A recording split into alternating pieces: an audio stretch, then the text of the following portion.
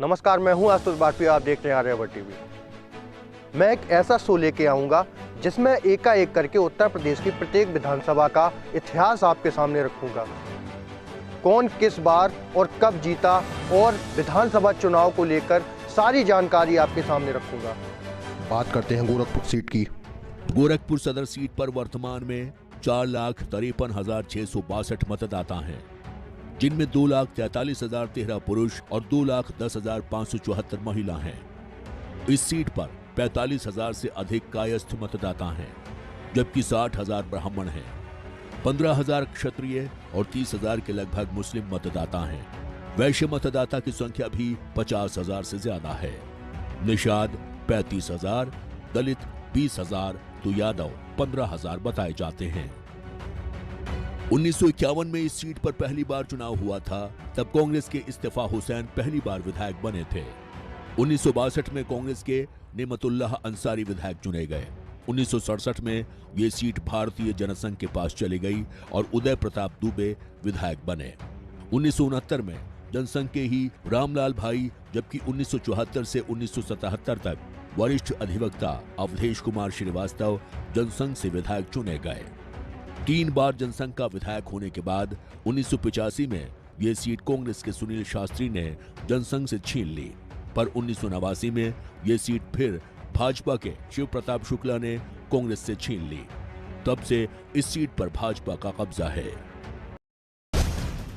2017 के चुनाव में भाजपा के राधा मोहन दास अग्रवाल को 1,22,221 वोट यानी 55.85% वोट मिले, जबकि उनके निकटतम प्रतिद्वंदी रहे सपा कांग्रेस गठबंधन के प्रत्याशी राणा राहुल सिंह को 61,491 यानी 28.10% वोट से संतोष करना पड़ा। 2012 के विधानसभा चुनाव में भी भाजपा के राधा मोहन दास अग्रवाल को 49.19% वोट हासिल हुए थे। कभी मुख्यमंत्री योगी आदित्यनाथ के बेहद करीबी रहे और गोरखपुर शहर से मौजूदा विधायक राधा मोहन दास अग्रवाल का टिकट कट गया है। ऐलान से पहले तक अग्रवाल अपनी सीट को लेकर पूरी तरह आश्वस्त थे, लेकिन यहां से उनका टिकट नहीं कट सकता। हालांकि सूत्रों के मुताबिक पार्टी अपने इतने वरिष्ठ नेता को ऐसे नहीं कुर्बान करेगी। कहा जा रहा है कि राधा मोहन दास लंबे समय से राज्यसभा सीट के लिए बैटिंग कर रहे थे, मगर बात नहीं बनी। ऐसे में पार्टी उन्हें इसके बदले विधान परिषद भेज सकती है। 2022 विधानसभा चुनाव को देखते हुए योगी आदित्यनाथ के सामने दलितों के चेहरा माने जाने वाले चंद्रशेखर रावत चुनावी मैदान में उतर गए हैं। वहीं समाजवादी पार्टी ने भाजपा के पूर्व नेता स्वर्गीय उपेंद्र शुक्ला की पत्नी शोभावती शुक्ला को अपने खेमे में शामिल कर लिया है। देखना यह होगा कि इन दोनों प्रत्याशियों के खड़े होने से योगी आदित्यनाथ को इस बार मात का सामना करना पड़ेगा कि नहीं।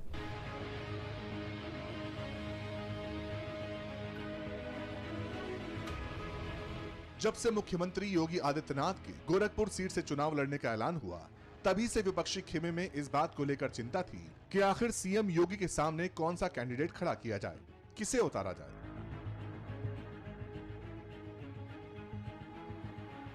तो क्या यह तलाश चंद्रशेखर आजाद के नाम पर खत्म हुई है? क्या यूपी में चंद्रशेखर आजाद को योगी के सामने खड़ा करना कोई मास्टर स्ट्रोक है, या फिर गोरखपुर में लड़ाई से पहले ही महाराज जी को वॉकओवर दे दिया गया? इन सवालों का जवाब आपको दें, उससे पहले इस चिट्ठी पर गौर कीजिए। आज दलित नेता चंद्रशेखर आजाद की पार्टी की तरफ से 2 लाइन की चिट्ठी जारी की गई। चिट्ठी में लिखा था, गोरखपुर सदर से चंद्रशेखर आजाद चुनाव लड़ेंगे, यानी गोरखपुर में सबसे नया गदर अब योगी के मुकाबले चंद्रशेखर। पार्टी के आदेश का मैं सम्मान करता हूं और मैं पिछले 5 साल से भी लड़ रहा हूं। अगर कोई उत्तर प्रदेश में इस सरकार के खिलाफ लड़ रहा था तो चंद्रशेखर आजाद था, और आगे भी लड़ूंगा इस तानाशाही सरकार के खिलाफ। और मैंने जैसा आपको बताया कि अब मुख्यमंत्री को एहसास होगा कि लड़ाई सीधी है। गोरखपुर से आप चुनाव लड़ने जा रहे हैं? गोरखपुर से आप चुनाव लड़ने जा रहे हैं? जी, पार्टी ने आदेश किया और मैं उसका समर्थन करता हूं। मैं उनका धन्यवाद भी करता हूं। मैं लड़ूंगा।